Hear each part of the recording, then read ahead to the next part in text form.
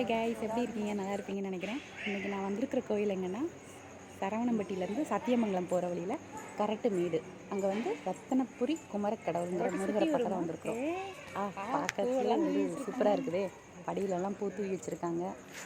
ரொம்ப சைலண்ட்டாக அழகாக இருக்குது. இங்கே நம்ம எப்படி வந்தோம்னா, காந்திபுரத்துலேருந்து 1/2 hour கூட ஆகலை.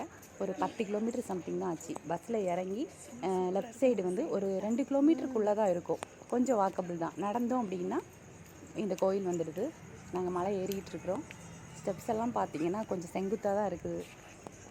ஆனால் அமைதியாக சைலண்ட்டாக சூப்பராக இருக்குதுங்க.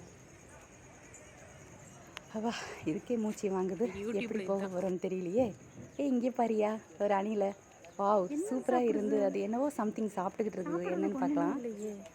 என்னன்னா அது வந்து பழத்தோட ஏதோ சீடு சம்திங் அதை சாப்பிட்டுக்கிட்டு இருக்கு. மற்ற அணிலாம் ஓடி போயிடும் பக்கத்தில் போனால். இது வந்து பக்கத்தில் போனால் ஓடவே இல்லை பாருங்களேன். சரி, ஓகே, நம்ம மறுபடியும் நடக்கலாம். மருதமலையோட கொஞ்சம் படி கம்மியாக தான் தெரியுது. ஆனால் என்ன கொஞ்சம் செங்குத்தாக இருக்குது.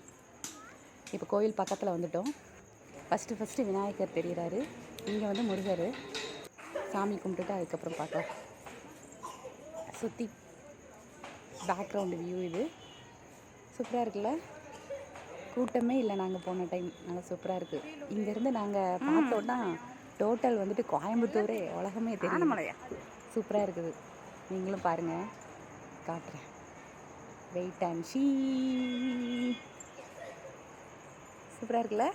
இது பாருங்கள், ஜன்னல் தோடி காமிக்கிறேன். தெரியுதா உலகமே? எங்கள் வீடு எங்கே இருக்கும் தெரியல. மூச்சு வாங்குதுங்க. சூப்பராக இருக்குல்ல வியூ. செம்ம காற்று, நல்ல சில்லு கிளைமேட்டு. இன்றைக்கி செம்மையாக இருக்குது. பாருங்கள் நம்ம வீடு எங்கே இருக்குன்னு. இப்போ கோயிலை சுற்றி காமிக்கிறேன் பாருங்கள். பேக்ரவுண்டு இங்கே முருகர் வந்து அங்கே இருக்கிறாரு. அங்கே கோயில் பேக் சைடு இருக்கும் முருகருக்கு. இப்போ அபிஷேகம் நடந்துட்டுருக்கு. கரெக்டாக நாங்கள் போனது பார்த்திங்கன்னா 12 மணி பூஜைக்கு. பூஜை ஆரம்பிக்கிற வரைக்கும் இது தாங்க முருகர். பார்த்துக்கோங்க. இவ்வளோ தான் எடுக்க முடியுது. அவ்வளோதான். சாமி கும்பிட்டுட்டு ரிட்டர்ன் வீட்டுக்கு கிளம்பியாச்சு. Okay, bye guys.